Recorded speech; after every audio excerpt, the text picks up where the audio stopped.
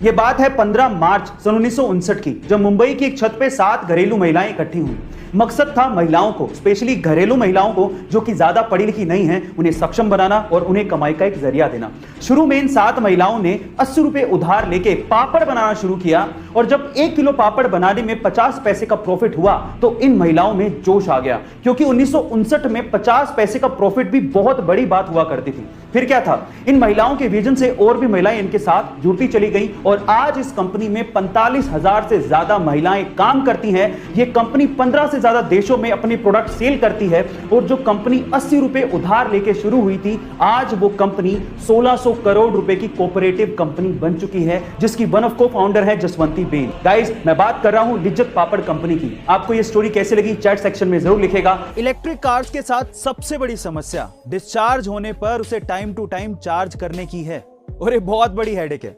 लेकिन नीदरलैंड की एक कंपनी लाइट ईयर्स ने इस समस्या का समाधान निकाल लिया है। उन्होंने एक ऐसी कार बनाई है जिसे हर महीने सिर्फ एक ही बार चार्ज करने की जरूरत पड़ेगी। और ये कंपनी यहीं तक ही नहीं रुकी, बल्कि उन्होंने एक ऐसा गोल सेट किया है जिससे कार को 6 महीने में सिर्फ एक ही बार चार्ज करने की जरूरत पड़े। ये कार अभी 2 तरीके से चार्ज होती है, एक तो चार्जर से और दूसरा सोलर पैनल से।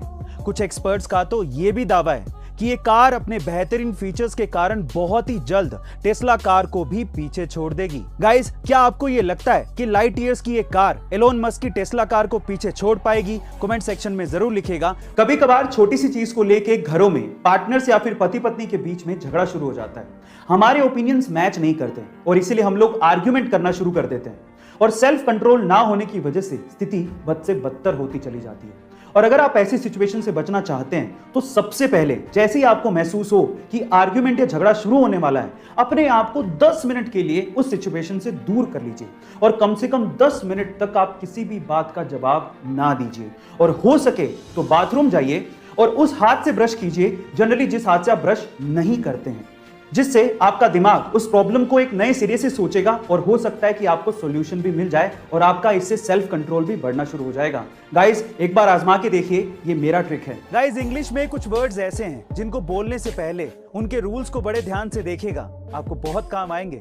नंबर 1, अगर किसी वर्ड में जी से पहले डी आए तो उसमें डी साइलेंट रहता है, जैसे कि ब्रिज, जज, नॉलेज। नंबर 2, अगर किसी वर्ड में ओ से पहले एच आए तो उसमें एच साइलेंट रहता है, जैसे कि ऑनर, आवर, ऑनेस्ट। नंबर 3, अगर किसी वर्ड में एन से पहले जी आए तो उसमें जी साइलेंट रहता है, जैसे कि डिजाइन, साइन।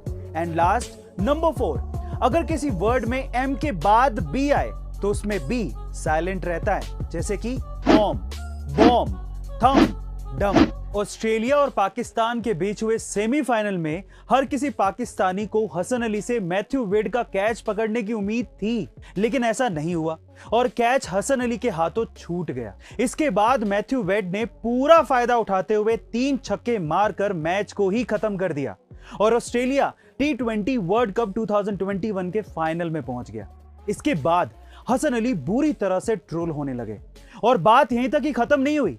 कप्तान बाबर आजम ने भी हसन अली को सपोर्ट नहीं किया और अपने इंटरव्यू में हसन अली का कैच छोड़ना ही मैच का टर्निंग पॉइंट बता दिया, जिसके बाद से पाकिस्तान की सारी आवाम हसन अली को बुरा भला कहने लगी। गाइस, क्या आपको यह लगता है कि हसन अली का कैच छोड़ना ही मैच का टर्निंग पॉइंट था? कमेंट सेक्शन में जरूर लिखिएगा। गाइस, आपको वो टाइम याद है जब आप किसी रिटेलर या किराने की शॉप पे सामान खरीदते थे और पेमेंट की टाइम पे छुट्टे ना होने की वजह से वो रिटेलर आपको टॉफियां पकड़ा देता था और आपको मजबूरी में वो टॉफियां लेनी भी पड़ती थी? बहुत बड़ी प्रॉब्लम थी यहाँ, लेकिन जहां पर प्रॉब्लम होती है वहां पर अपॉर्चुनिटी भी होती है और पेटीएम ने इस चीज को भांप लिया था। इसी वजह से पेटीएम ने अपनी टॉफियां लॉन्च कर दी, जिसका नाम पेटीएम स्वीट चेंज रखा। अब होता कुछ यूं कि अगर रिटेलर के पास चेंज नहीं होता तो वो कस्टमर को पेटीएम की टॉफियां पकड़ा देता और वही पेटीएम की टॉफियों पर एक यूनिक कोड होता था, जिससे कस्टमर अपने पेटीएम अकाउंट में उतना ही पेटीएम कैश उस यूनिक कोड से ऐड कर लेता था। अब इससे कस्टमर को तो फ्री में टॉफियां मिल गई, रिटेलर का भी फायदा हो गया और पेटीएम को नए नए डाउनलोड्स और कस्टमर मिल गए। आपको ये आइडिया कैसा लगा चैट सेक्शन में जरूर लिखिएगा। और गाइस, आजकल बालों के झड़ने और गंजेपन की समस्या से बहुत से लोग परेशान हैं और इसी वजह से इस समस्या का समाधान हमारे शोधकर्ता ढूंढने में लगे हैं। और इसी शोध में हार्वर्ड यूनिवर्सिटी के शोधकर्ताओं ने गंजेपन को दूर करने का एक तरीका भी इजाद कर लिया है। उन्होंने GAS6 नाम के एक प्रोटीन की पहचान की है जो कि बालों की ग्रोथ को बढ़ावा देता है। उन्होंने शोध में यह पाया कि यह प्रोटीन बालों को झड़ने से रोकता है और नए बालों को उगने में मदद करता है। इस प्रोटीन से गंजेपन की समस्या का स्थायी समाधान निकाला जा सकता है। अभी इसका ट्रायल चूहों पर चल रहा है, लेकिन जल्द ही इसका ट्रायल इंसानों पर भी किया जाएगा। गाइस, आपके घर में इस औषधि का इंतजार कौन कर रहा है? कमेंट सेक्शन में जरूर लिखिएगा और ऐसे अमेजिंग वीडियोस के लिए शेयर, सब्सक्राइब एंड लाइक। मिलते हैं अगली वीडियो में।